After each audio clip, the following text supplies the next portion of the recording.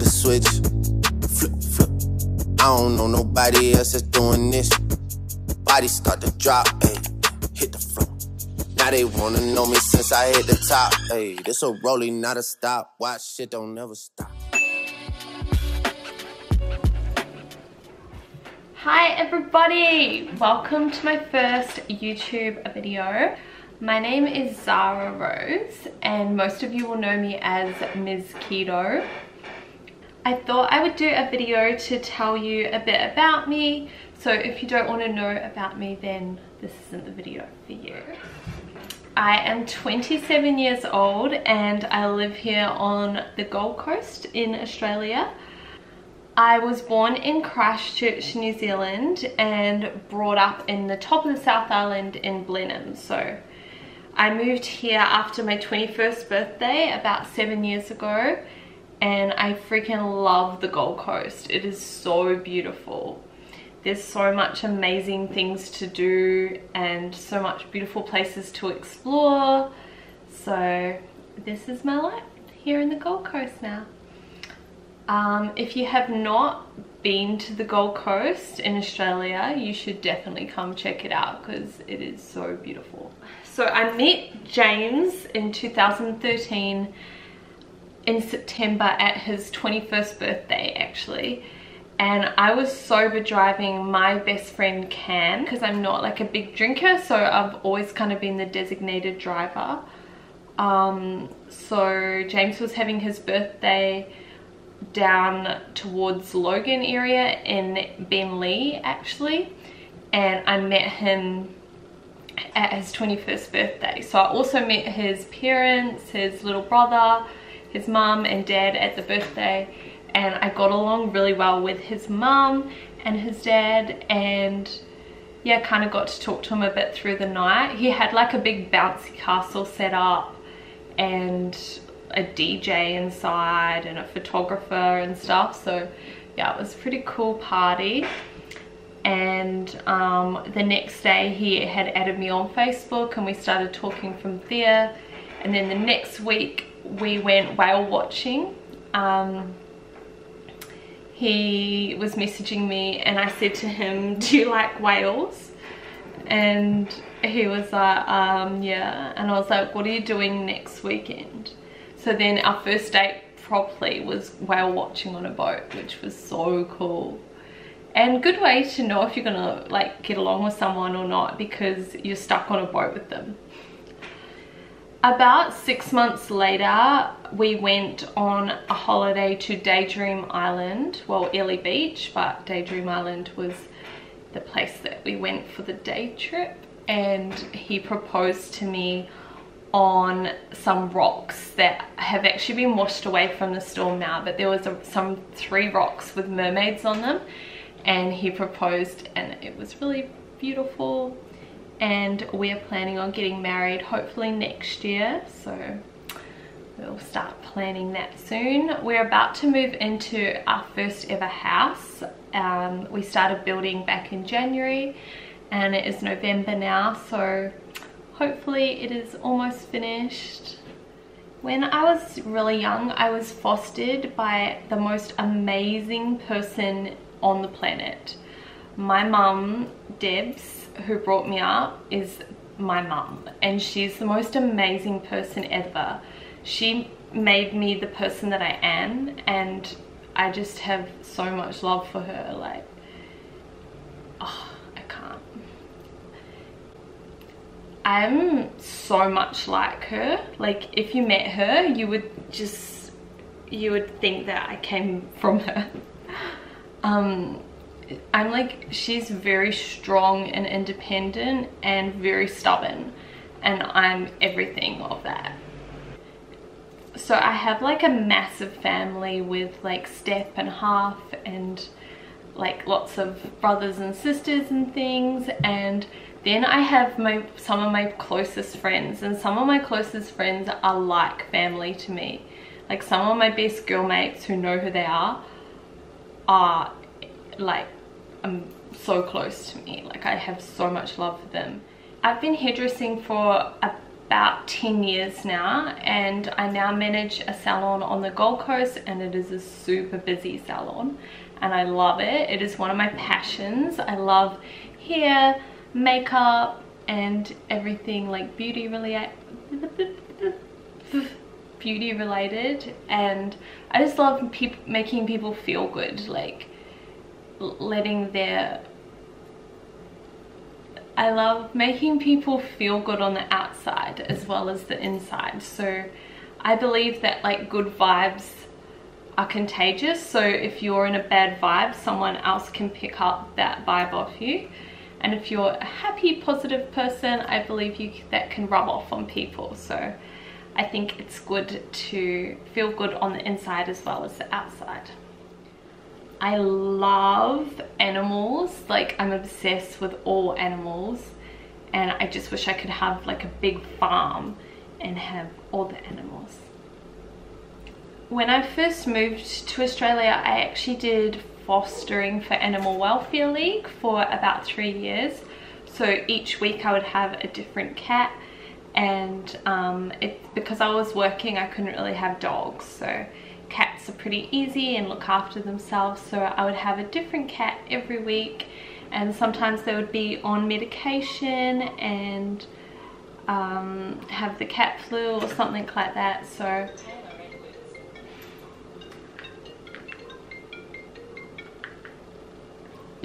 work. So I've been keto for over a year now. James has been keto for probably almost 10 months. He never planned on going keto at the start. He was just watching me do my thing, and then probably like a month or two into it, he started noticing a massive change in my, obviously the weight loss to start with, and then he started noticing a massive change in my mood, my energy levels and my anxiety that I had struggled with for 10 plus years, like since I was a teenager. So he kind of started to get curious and thought he wanted to give it a try. So he like eased into it, and now we both love it. We've both lost about 8 kilos each eating keto, but we feel the best we've ever felt. We've got constant energy levels. We made sure, like when we were starting, we got some magnesium and potassium off iHerb. You can't get potassium over the counter. So at the start I actually was using a bit of cream of tartar and avocados, salmon. Like you can search on the internet what foods have the most potassium in them, but that's really important. I wouldn't use the electrolytes you get from the chemist, the Hydrolyte, because they mostly have sugars added into them. So I got the Ultimate Electrolyte powder off iHerb. James and I haven't always been healthy. Like we used to eat burgers in Yogurtland and donuts every weekend. Like if you follow me on my personal page, you would have seen the burgers, the donuts and everything. Like it was so bad, and it had become like a weekly treat. You know, we'd eat healthy, what we thought was healthy, chicken, broccoli and sweet potato through the week, and then we would have like burgers and donuts and everything during the weekend. So that was like our treat cheat meal. And it's weird because now I think of it, it wasn't like a treat, that was like punishing our bodies. We'd work hard through the week and be healthy and then put crap into our bodies. It's a weird thing. Some of the things I used to like was like KFC, chicken burgers, frozen yogurt, Tim Tams, caramel, like anything.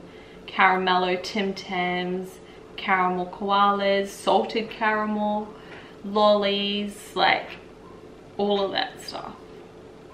And honestly, I can tell you now that I like never feel like that anymore. If you follow my page on Instagram and see all the delicious treats that I make, I don't need to eat any of that stuff because all the stuff that I make is so yummy and so much flavor. If you want a good documentary to watch about food and keto, etc., The Magic Pill on Netflix, and I think you can watch it on YouTube, is amazing. Also, there's a documentary called That Sugar Film, and that is a really good one to watch as well, to see how much sugar they have to add into things since they've taken all the fat out. A lot of people ask me how to start keto, like where do I start? I don't have time, I don't have the money. Have a read on my website of my little guide.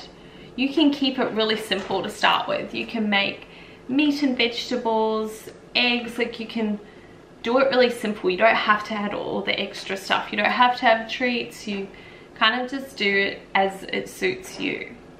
Decide if dairy's for you or not. Like some people react to dairy, so you might want to try cutting it out and slowly reintroduce it with some cheddar cheese, some sour cream, cream cheese, things like that. You want to avoid milk, so if you need like something in your coffee, I would recommend thick cream, not milk, because the milk is a dairy protein, not a dairy fat, so it is going to turn into glucose when you consume it. A lot of people say to me as well, they don't want to have to prick their finger. You don't have to test if you're in keto or not.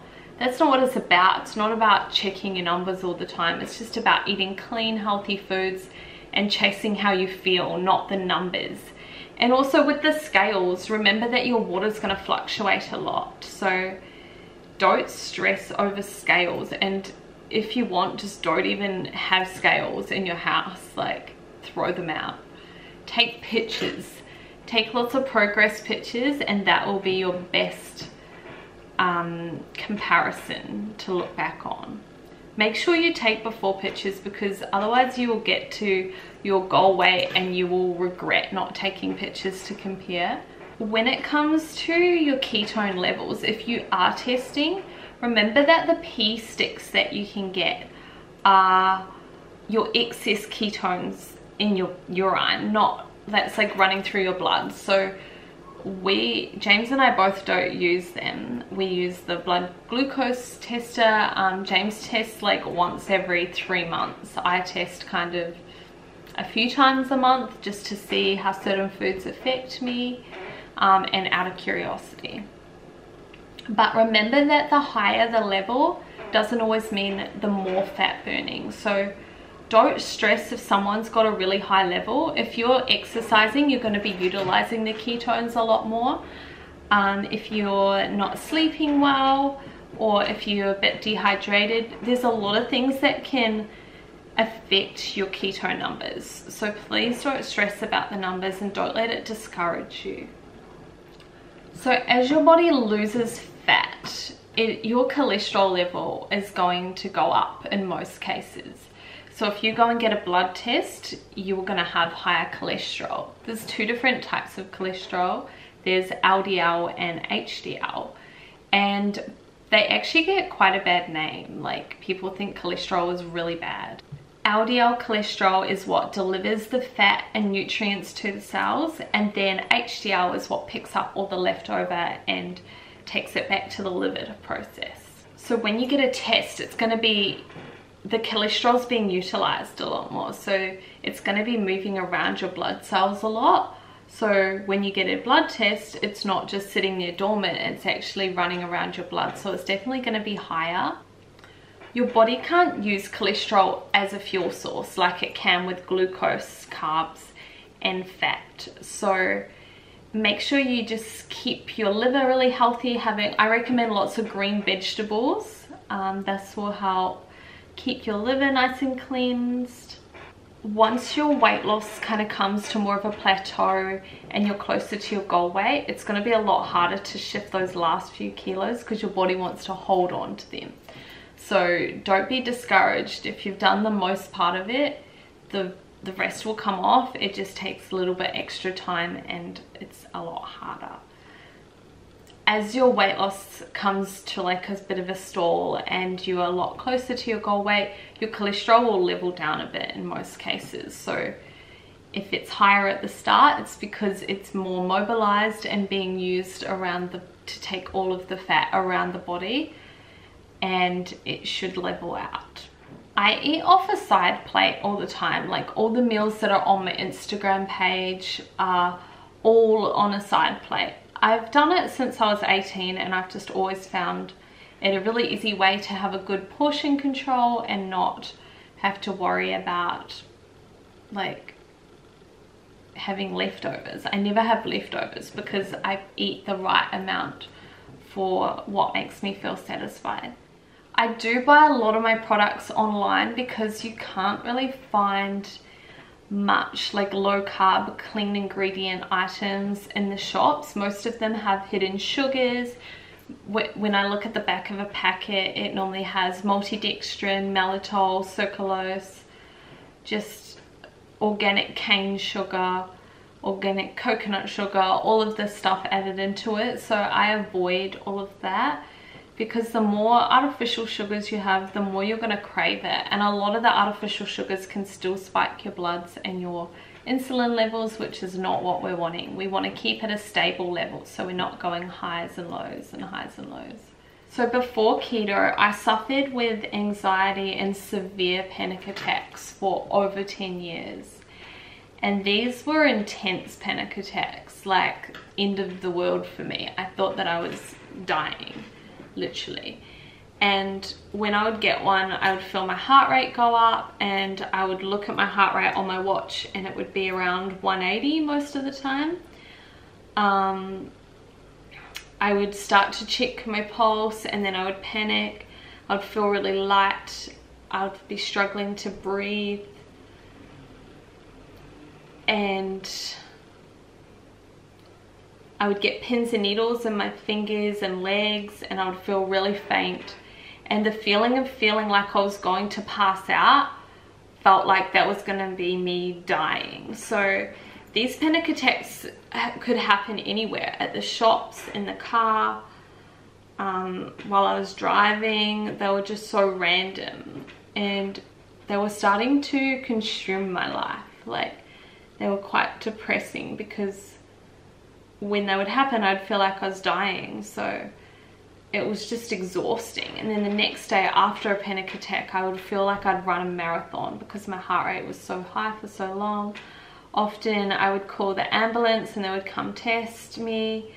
And one nurse tested my heart rate once and said a panic attack wouldn't make your heart rate around 200. You need to get more testing done.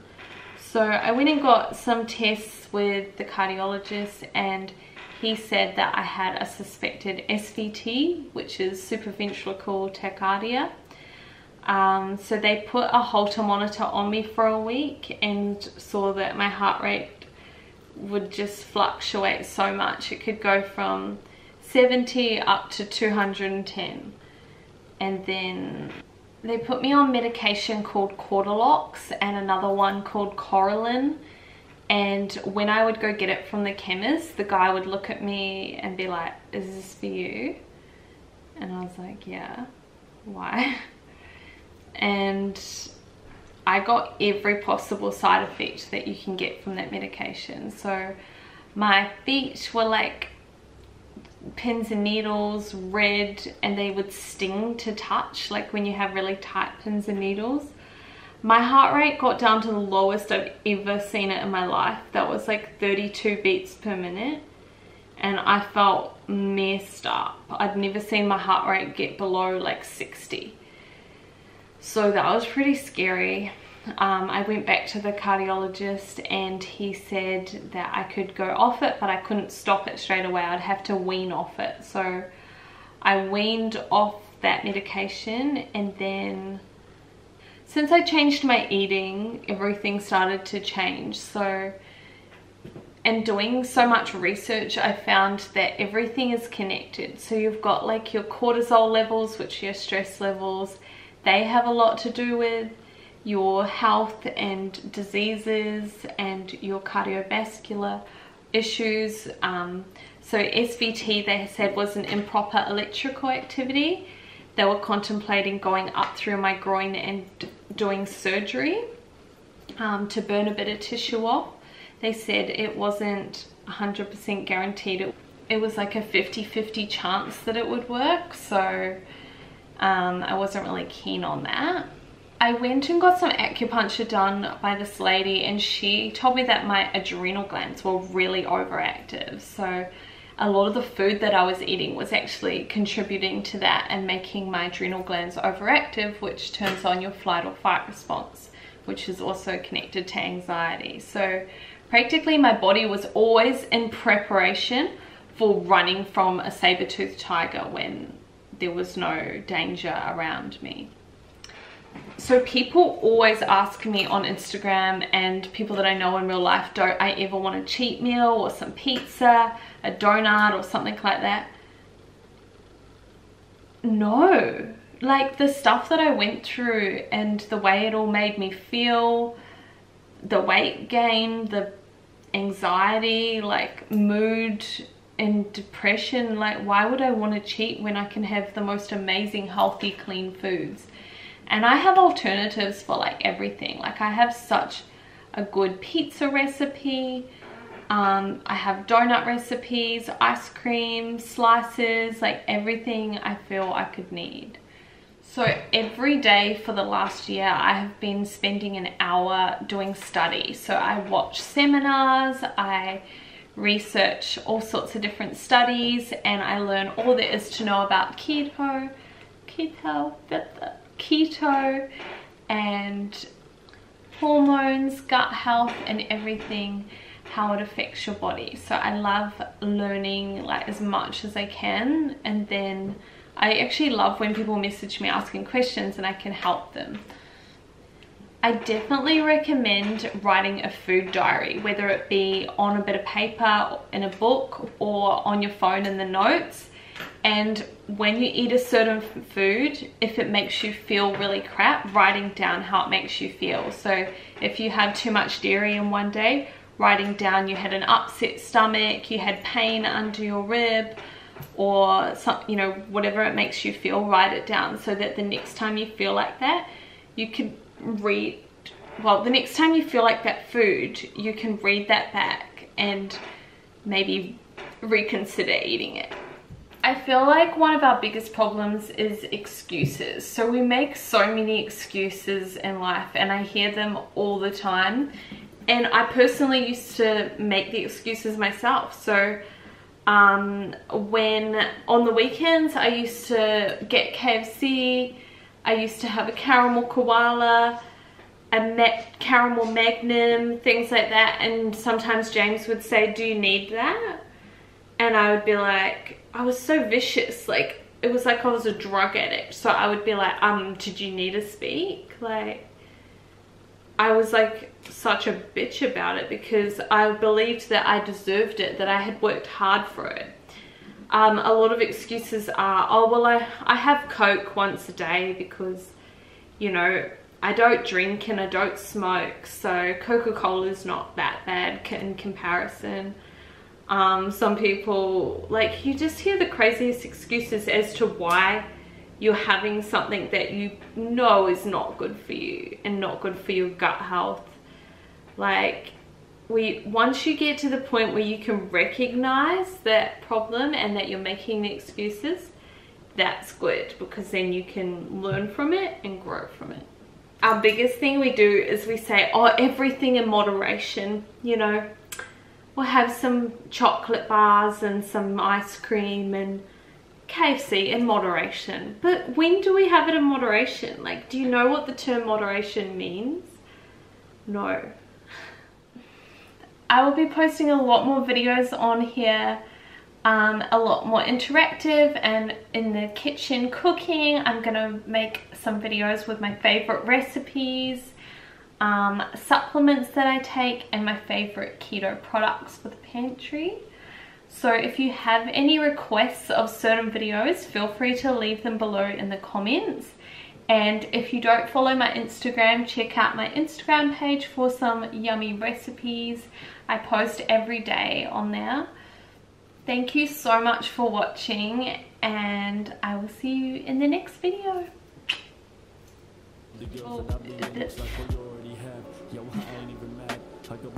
Most of you will know me as Ms. Keto, but